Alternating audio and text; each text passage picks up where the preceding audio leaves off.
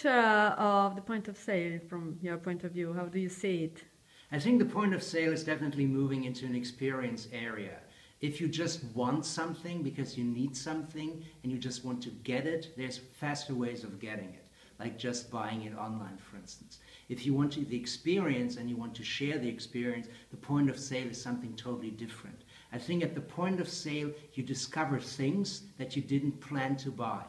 If you buy stuff online, very likely you just buy what you need. So the point of sale's job is to broaden your horizon, seduce you, make it interesting, be sexy, and makes you want to come back.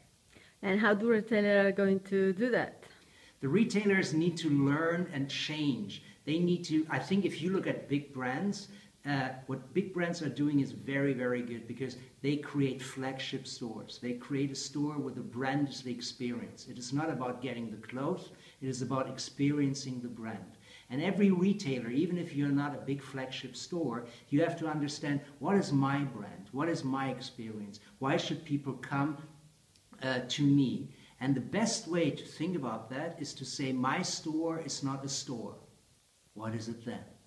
Is it an adventure? Is it a restaurant? Is it hanging out with friends? What is it then? Is it a vacation? Think about what your store is if you take your store away. And then you have the mission. And make the mission big and the soul of your business. And how is technology helping? The advantage of technology is that you can create experiences relatively cheaply. If you consider, for instance, a vacation resort, you have to build a hotel, you have to build a swimming pool, you have to build a playground, sports facilities, very, very expensive. As a retailer, you cannot compete with that. But on a digital level, you can. On a digital level, you can create experiences with touch screen that wow you, where you can have social engagements. You can create experiences way cheaper, way faster, and way more individualized than the real world can. How are you going to sell food in the future? I think there's various aspects concerning food. There's food that is just necessary.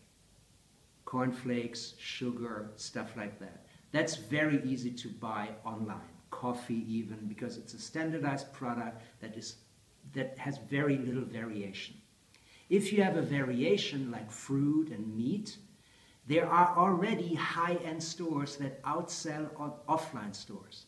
In the US, for instance, the best meat you can buy online. So I think if you guarantee that it's a better meat online than offline, you will survive.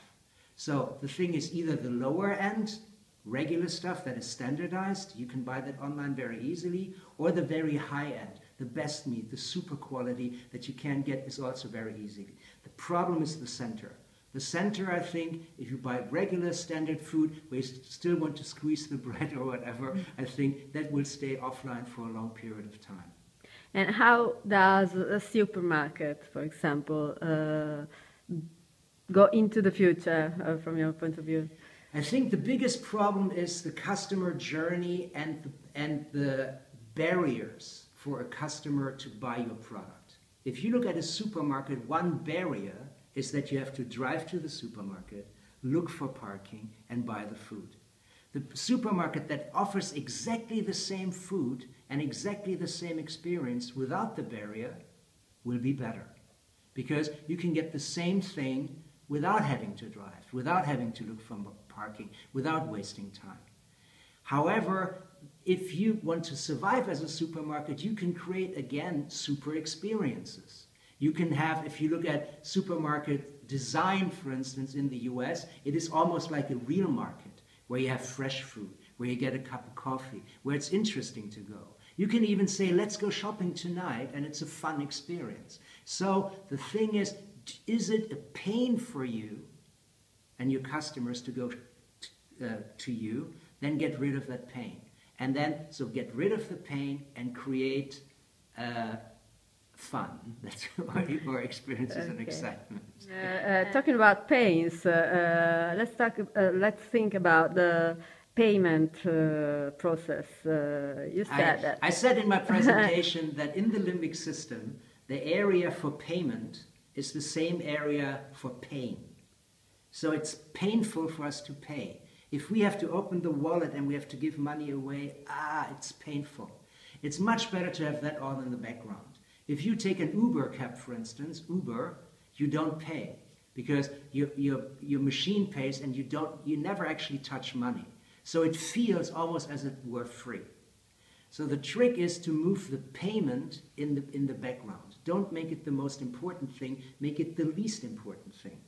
To a lot of companies, payment, however, is the happy moment.